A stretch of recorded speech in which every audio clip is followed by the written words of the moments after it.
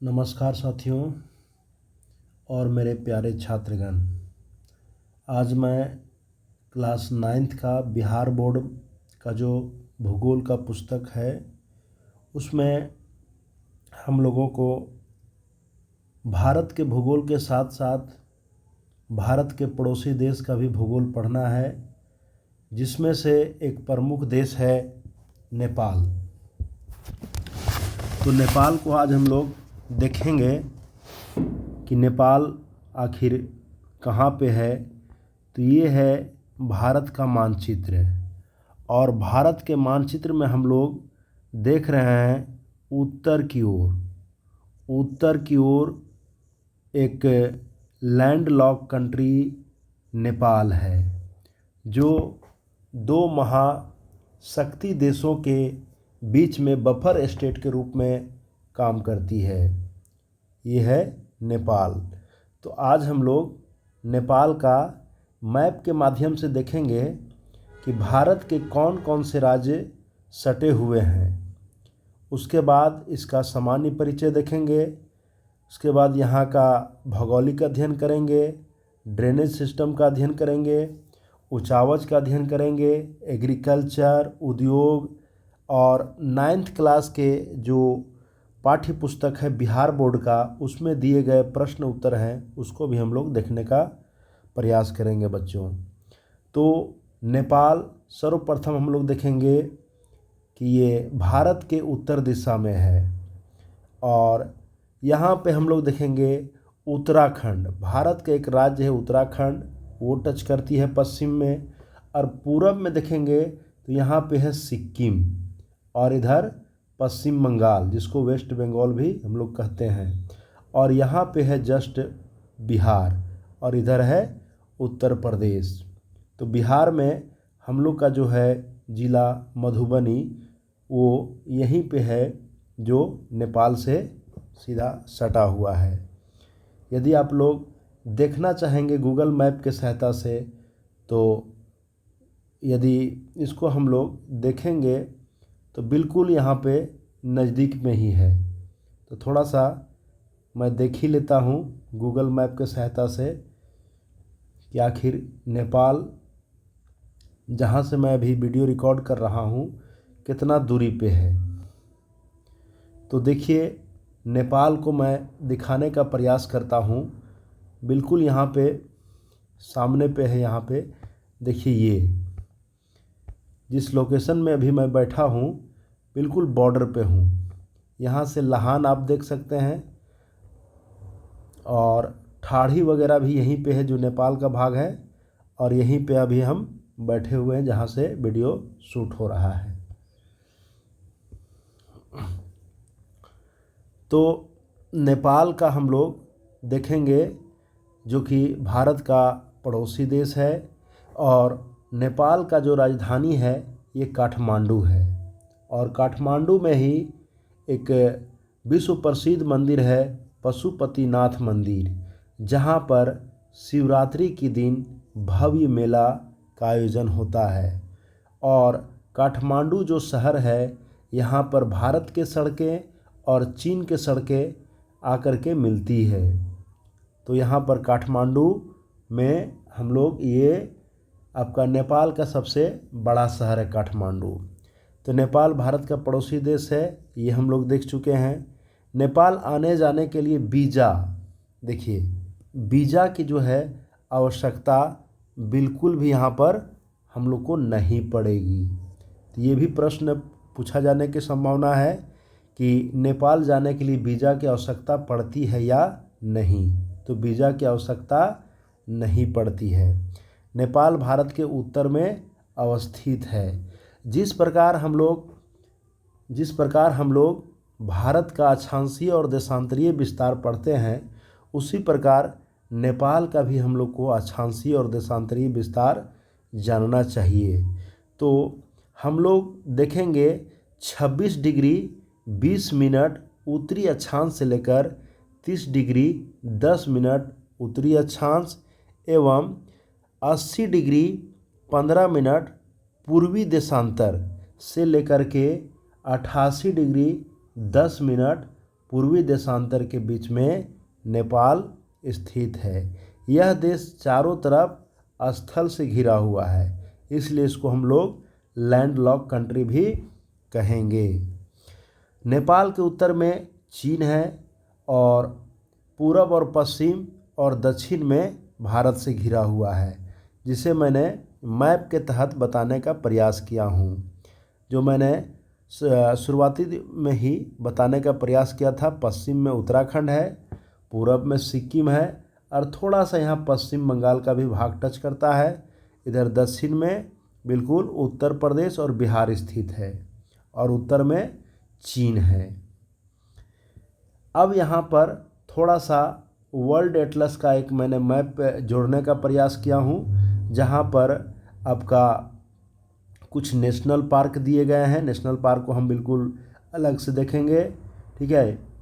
Sagarmatha national park भी है यहाँ पे, और नेपाल के सबसे ऊंची चोटी के साथ साथ विश्व के सबसे ऊंची चोटी भी है, उसको भी हम लोग देखेंगे। कुछ नदियाँ हैं, उसको भी हम लोग देखेंगे। और नेपाल को भौतिक दृष्टिकोण से कितने भागों में बांटा गया है, उसको भी हम लोग देखने वाले हैं। तो देखिए, मौर्य काल में, इस काल में मौर्य काल में बौद्ध संस्कृति का मुख्य केंद्र था, जहाँ पर लुम्बिनी विशेष रूप से हम लोग जानेंगे, जहाँ पर गौतम बुद्ध का क्या हुआ था, जन्म स्थल है ये लुम्बिनी। नेपाल का कुल क्षेत्रफल तो आप लोग देख सकते हैं, दिया हुआ है 1,40,797 वर्ग किलोमीटर, ठीक है। जनसंख्या देखेंगे तो 2.76 करोड़ है 2005 के अनुसार। 2005 में जनगणना हुआ होगा, उसी के अकॉर्डिंग यहाँ पे दिया गया है। अब देखेंगे हम लोग संरचना और स्थलाकृति नेपाल का। तो स्थलाकृति के दृष्टिकोण से नेपाल को 3 भागों में बांटा जाता है। नेपाल को कितना भागों में बांटा जाता है? 3 भागों में बांटा जाता है। तो पहला भाग देखेंगे हम लोग, दक्षिण से शुरू करेंगे, भारत की ओर से शुरू करेंगे। तो पहला भाग दक्षिण का उपजाऊ मैदान है, थोड़ा सा तराई प्रदेश भी है, ठीक है। तो दक्षिण का उपजाऊ तराई प्रदेश, यहाँ की विशेषता क्या है? घने वन पाए जाते हैं और लंबे लंबे घास पाए जाते हैं। दूसरा स्टेप चलेंगे तो मध्यवर्ती में या मध्य भाग में क्या है? पहाड़ी प्रदेश है, जो समुद्र तल से 500 से 1500 मीटर की ऊंचाई पर है। इसकी उत्तरी भाग में शिवालिक की पहाड़ी है यहाँ पे, ठीक है। यहाँ पे शंकुधारी वृक्ष पाए जाते हैं। महाभारत लेख तथा चूर्य की पहाड़ी भी यहाँ पे पाए जाते हैं। इस क्षेत्र में अनेक घाटियाँ पाई जाती है और उसी में से एक है काठमांडू घाटी, जहाँ पे नेपाल की राजधानी स्थित है। और तीसरा स्टेप में है हिमालय प्रदेश, जो धौलागिरी, अन्नपूर्णा, माउंट एवरेस्ट, कंचनजंगा वगैरह ऊंचे ऊंचे आपका चोटियाँ या आपका इसी रेंज में मिलेंगे। तो माउंट एवरेस्ट आपका 8848 मीटर है, जिसको नेपाल में स्थानीय लोग सागरमाथा के नाम से भी पुकारते हैं। अब हम लोग आते हैं जलवायु। तो जलवायु की विशेषताएं हम लोग देखेंगे तो नेपाल की जलवायु शीत प्रधान है। कैसी है? शीत प्रधान। जैसे हम लोग भारत की जलवायु, कमेंट बॉक्स में आप लोग बताएंगे कि भारत की जलवायु कैसी है। यहाँ की जलवायु यहाँ की भू आकृति से प्रभावित करती है। सिर्फ नेपाल का ही नहीं, पूरे विश्व में जलवायु को प्रभावित करने वाले प्रमुख कारक में एक भू आकृतिक कारक है, जो पूरे वर्ल्ड की जलवायु को प्रभावित करती है। काठमांडू का तापमान जाड़े में देखा जाए तो 2 डिग्री सेल्सियस से भी नीचे चला जाता है, जबकि गर्मी के सीज़न में 30 डिग्री के आसपास जाती है। तो जब हम लोग नेपाल की यात्रा किए थे तो नेपाल में मैंने देखा था कि बहुत सारे होटल में पंखे वगैरह नहीं लगे होते हैं। क्यों? क्योंकि वहाँ पे जिस प्रकार का हम लोग बिहार में मैदानी क्षेत्र में निवास करते हैं तो गर्मी यहाँ ज़्यादा पड़ते हैं, लेकिन वहाँ पे बहुत कम। यहाँ की वार्षिक औसत तापमान 10 डिग्री सेल्सियस है। गर्मी में मानसूनी हवाओं से नेपाल के पूर्वी भाग में अधिक वर्षा होती है, कितना 200 सेंटीमीटर के आसपास, और पश्चिम भाग में कितना होता है तो 100 सेंटीमीटर के आसपास वर्षा होता है। जाड़े में देश के उत्तरी भाग में हिमपात होता है तथा शीतकालीन में चक्रवाती वर्षा होता है। अब हम लोग पढ़ेंगे नेपाल का आपका ड्रेनेज सिस्टम या जल प्रवाह। तो एक मैंने मैप को यहाँ पे ऐड करने का प्रयास किया हूँ। तो यहाँ आप देख सकते हैं ये नेपाल का क्या है, आपका ड्रेनेज सिस्टम है। तो यहाँ पर नेपाल में मुख्य रूप से देखा जाए तो 3 अफवाह तंत्र हैं, जो एक है आपका कर्णाली, एक है आपका बूढ़ी गंडक और दूसरा है सोन। ठीक है, तो यही सब नदी के बारे में पढ़ेंगे। जो कर्णाली घाघरा की सहायक नदी है, और घाघरा जाकर के बिहार में एक ज़िला है छपरा। ठीक है, छपरा में जाकर के घाघरा नदी अपनी जल को विसर्जित करती है और हिमालय से उत्पत्ति होती है, और इसमें सालों भर पानी आती है। जब हम लोग ड्रेनेज सिस्टम ऑफ इंडिया पढ़ेंगे तो यहाँ पर गंगा नदी की ये सब सहायक नदियाँ हैं। ठीक है, तो गंगा नदी में क्वेश्चन बनता है कि घाघरा नदी कहाँ मिलती है, तो छपरा में मिलती है। उसी प्रकार एक नदी है यहाँ पर बूढ़ी गंडक, जो गंगा नदी में कहाँ मिलती है, खगड़िया में मिलती है।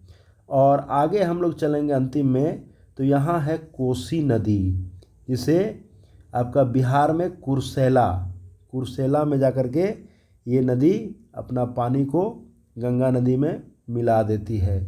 और ये तीनों अफवाह तंत्र नेपाल से निकलती है और ये सालों भर बहती है ये नदियाँ।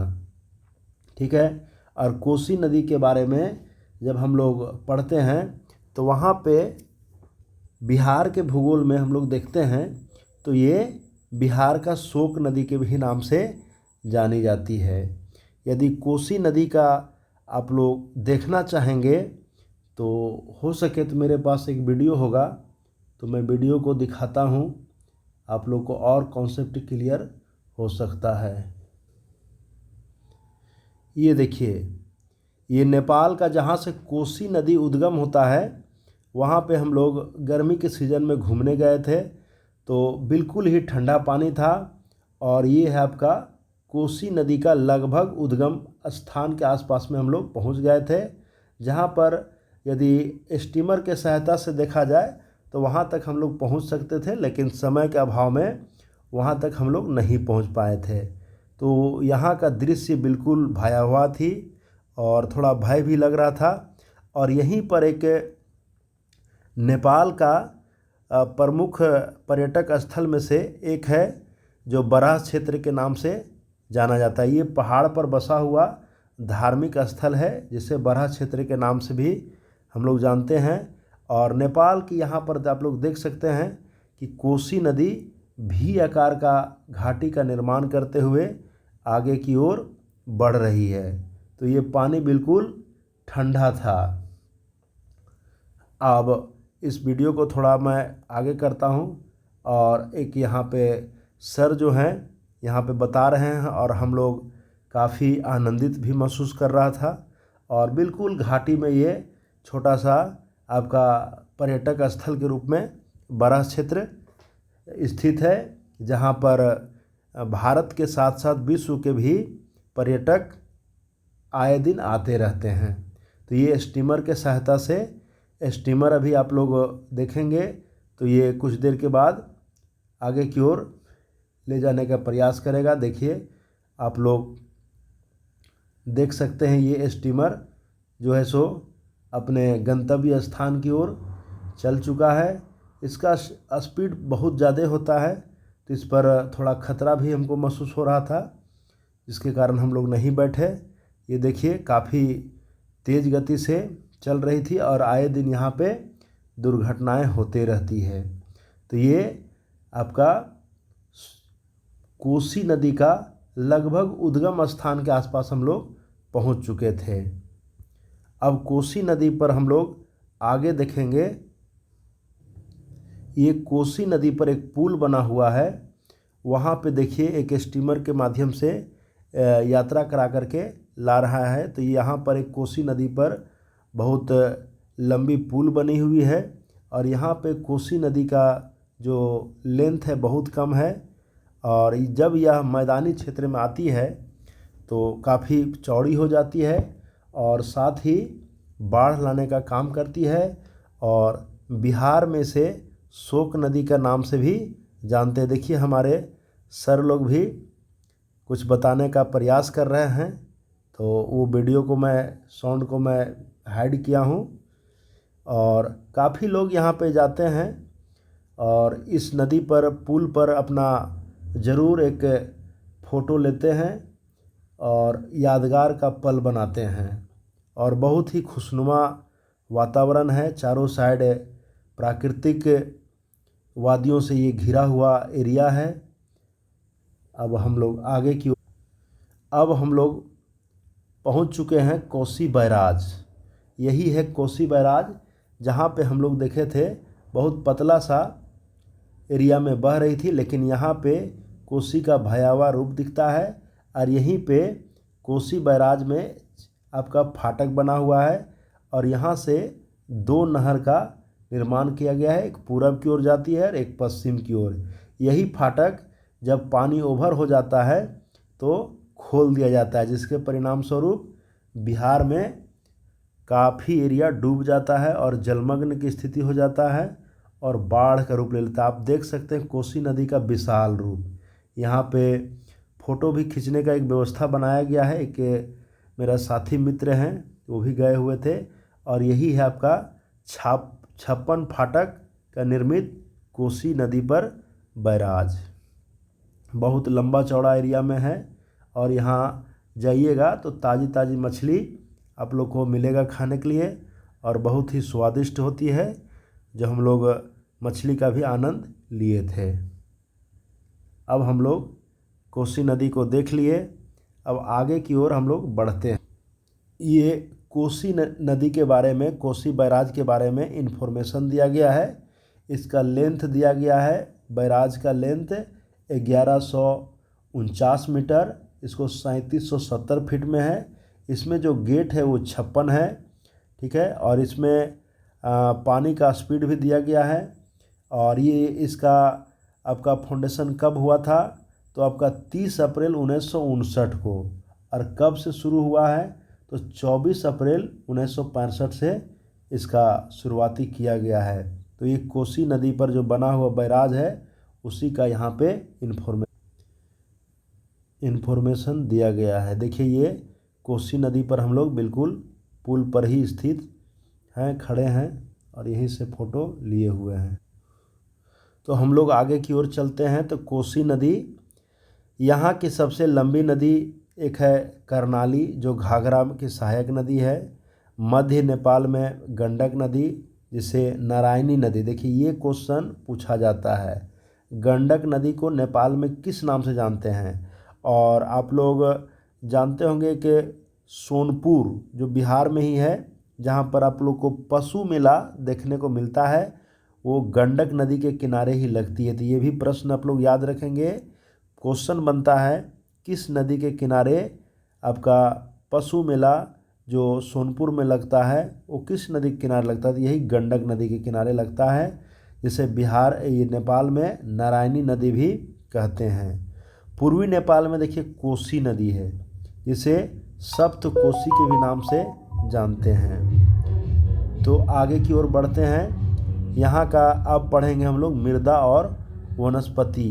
तो नेपाल की तराई एवं घाटियों में जलोढ़ मिट्टी पाई जाती है। जलोढ़ मिट्टी हम लोग जब 10th क्लास का ज्योग्राफी पढ़ेंगे तो वहाँ पे देखेंगे। जलोढ़ मिट्टी को दो भाग में बांटते हैं समय के आधार पर, नवीन जलोढ़ मिट्टी और पुरानी जलोढ़ मिट्टी। इसको हम लोग नवीन को खादर भी कहेंगे और पुरानी को बांगर भी कहेंगे। तो इसके बारे में डिटेल हम लोग पढ़ेंगे 10th क्लास का जब ज्योग्राफी पढ़ेंगे उस समय। निचले पर्वतीय ढालों पर लेटेराइट मिट्टी तथा मध्यवर्ती पर्वतीय भाग में अनुपजाऊ मिट्टी पाई जाती है, जिसको पोडजोल भी कहते हैं। पर्वतीय प्रदेश में मिट्टियाँ जो है भूक्षरण की समस्या से ग्रसित है। यहाँ पर जो है नेपाल में 25.4% भूमि पर वन है और 13% पर आपका चारागाह फैला हुआ है। तराई क्षेत्रों में उष्णकटिबंधीय चीर हरित वन पाए जाते हैं, ठीक है, सालों भर जो हरे भरे होते हैं। सदाबहार चौड़ी पत्ते वाले वन 1200 से 24 मीटर की ऊंचाई तक पाए जाते हैं। 2400 से 400 मीटर की ऊंचाई तक सदाबहार शंकुधारी वन पाए जाते हैं।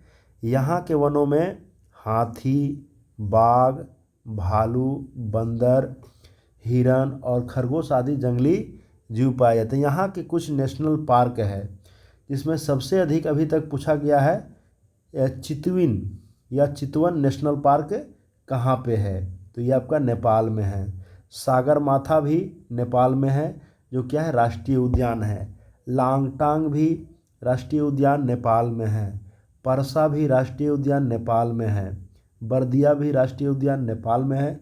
कभी मौका मिलेगा तो इस एरिया में भी हम विजिट करने का प्रयास करेंगे और वहाँ जाने का हम देखेंगे, क्योंकि भूगोल से जुड़े रहना चाहिए और घूमते रहना चाहिए और देखने के बाद कुछ अलग ही अनुभव मिलता है, ठीक है। तो यहाँ पर कुछ ये प्रमुख नेशनल पार्क हैं।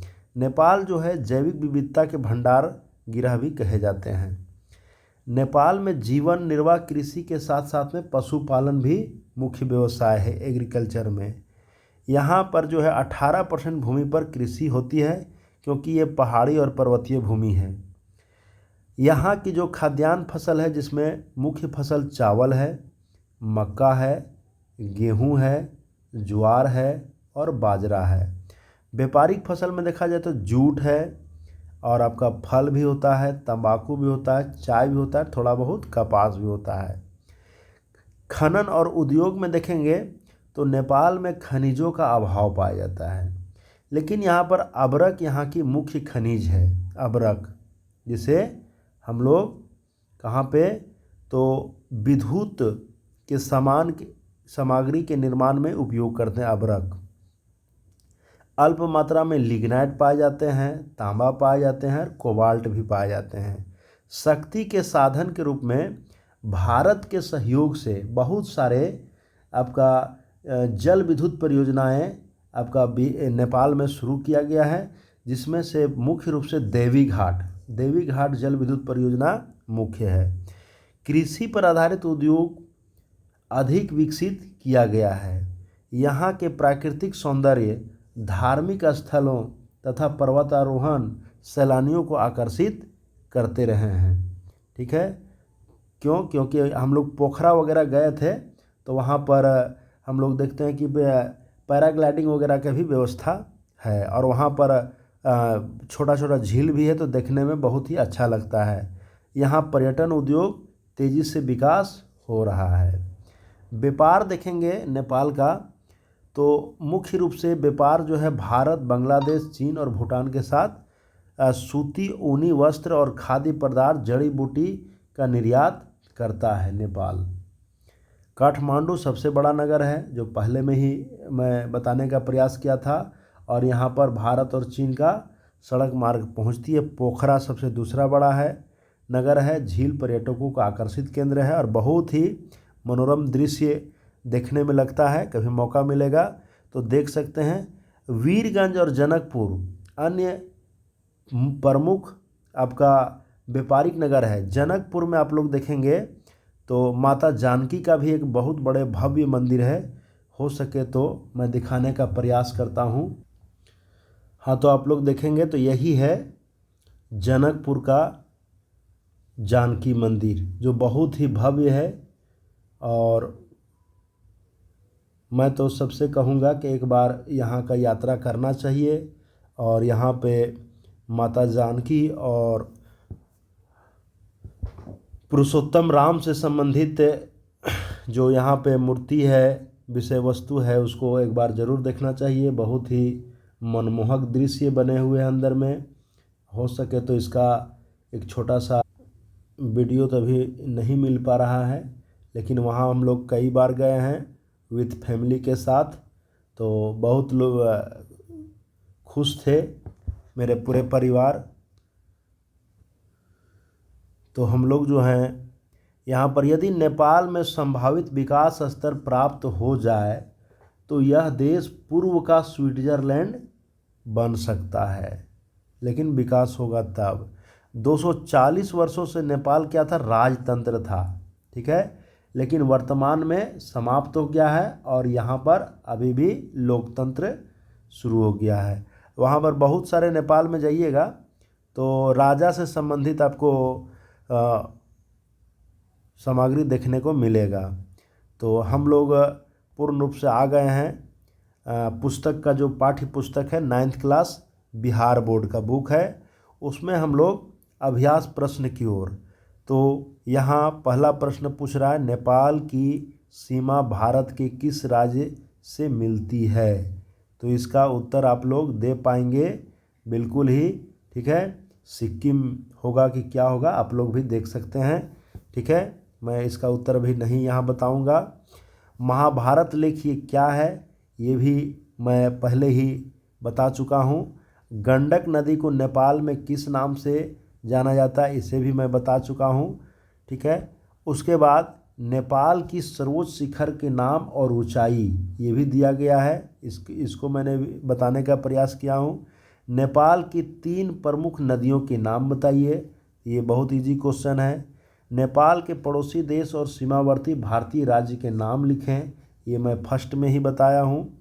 नेपाल की अर्थव्यवस्था के बारे में पूछा है क्वेश्चन, ये भी अच्छा क्वेश्चन है। नेपाल की जलवायु, मृदा और जल प्रवाह का वर्णन करने के लिए कह रहा है, तो ये भी बहुत अच्छी प्रश्न है। नेपाल की अर्थव्यवस्था पर उद्योग का प्रभाव का वर्णन कीजिए, ऐसा प्रश्न है। और एक है आपका प्रोजेक्ट वर्क, ठीक है, जिसे एटलस के, देखिए जब तक हम भूगोल के विद्यार्थी, जब तक हम एटलस में नेपाल को नहीं देखेंगे तब तक हमारा ज्ञान जो है आपका 90% अधूरा रहता है, ठीक है। लेकिन एटलस के माध्यम से जब हम देखते हैं तो 90% पूरा हो जाता है, और जब हम धरातल पर जा कर के उस देश के अंदर जा कर के देखते हैं तो हमारा 100% पूरा हो जाएगा ज्ञान, और हमें लंबे समय तक याद भी रहती है। इसलिए हमें चाहिए एक बार ये जो मैंने बताने का प्रयास किया हूँ उसे एक बार मौका मिले तो अवश्य जाएं। और यहाँ पे लिखा है, एटलस की सहायता से नेपाल का मानचित्र बनाएं, उस पर नेपाल की प्रमुख पर्वत शिखरों और औद्योगिक केंद्र के बारे में दिखाने के लिए कह रहा है। तो ये बहुत ही अच्छा प्रश्न है और इसे करना चाहिए। तो इस वीडियो को अधिक से अधिक शेयर करें, क्योंकि इसे बनाने में काफ़ी समय लगा है, और प्रोत्साहन के रूप में लाइक भी करें, सब्सक्राइब भी करें, और इसे हो सके तो अपने मित्र के साथ भी शेयर करें। इस वीडियो को पूरा देखने के लिए आप सभी को बहुत बहुत धन्यवाद।